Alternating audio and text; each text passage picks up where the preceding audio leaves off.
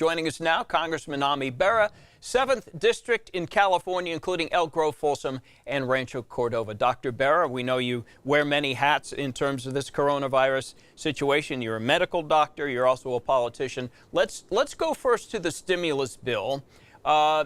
People who are disabled and receiving workman's comp, do they qualify for this assistance? That's the first question. You know, they should. And, you know, the folks that we wanted to cover both in the second stimulus package and the one we passed and was signed into law on Friday really is targeting the folks that are most vulnerable, and folks that are on disability, et cetera, should have those benefits extended. Okay. Next text coming in. What qualifications do you have to meet to get a stimulus check?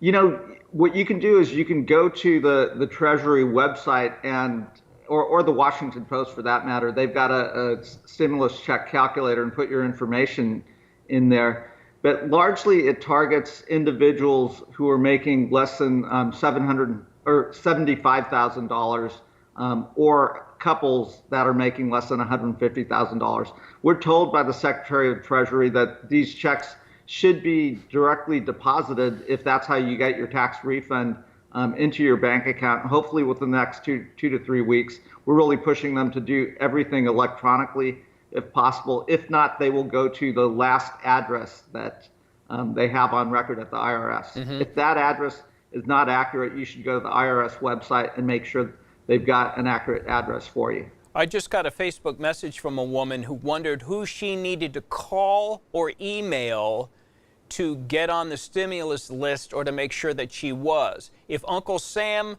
knows where she is and it's the right address, she's going to get that check, right, if she qualifies? That's correct. So if you've already filed your taxes, or if you haven't filed your taxes, the IRS will go off of the information they have from last year. And again, if you've moved in the past year and they don't have an accurate address, and you don't get your refund check automatically deposited, then it probably makes sense to go to the IRS website and, again, make sure there's accurate information on you. Okay, I'm glad you mentioned the IRS, because that leads into our next question here. Are we eligible for the stimulus check if we owe the IRS some money? Are they going to get their little piece of the pie of the stimulus before this person gets it? You know, I actually don't know the answer to that question. My hope would be that this money is meant to be pushed out to folks to keep them afloat, and that we would be able to keep these separate from any back pay or back taxes that you may owe. That would seem like the humane way to approach this. Next one, staying with stimulus checks. What if you claim 2 adult college children living at home with no income, full-time students? Do they get money too? You know, that also is one that I don't know for sure. We'll try to get an answer and get that over to you. I do know you get additional payment if you have children that are living with you. I don't know if that covers college-age kids. Yeah, or if they can file separately. There's a lot of subsets to who gets what, and then a subset to that. So it is confusing. Okay, next one. Will the stimulus money be used to offset back child support? My husband makes monthly payments, but a portion of our taxes are offset every year for it. I'm worried that they're going to take our entire family's stimulus for this. Is that sort of going back to to what you owe the IRS in terms of deduction? I think so. Again, I don't know the specifics, but I do know the intent as we were crafting the bill was to get that money out to folks as immediately as possible, because many folks need that stimulus just to pay their rent and put food on the table, et cetera. So it is to try to get those payments out there and not garnish those payments. Right. That was the original intent, but we'd have to look at the details. Okay, the next one, which I think is a reasonable question, $2 trillion.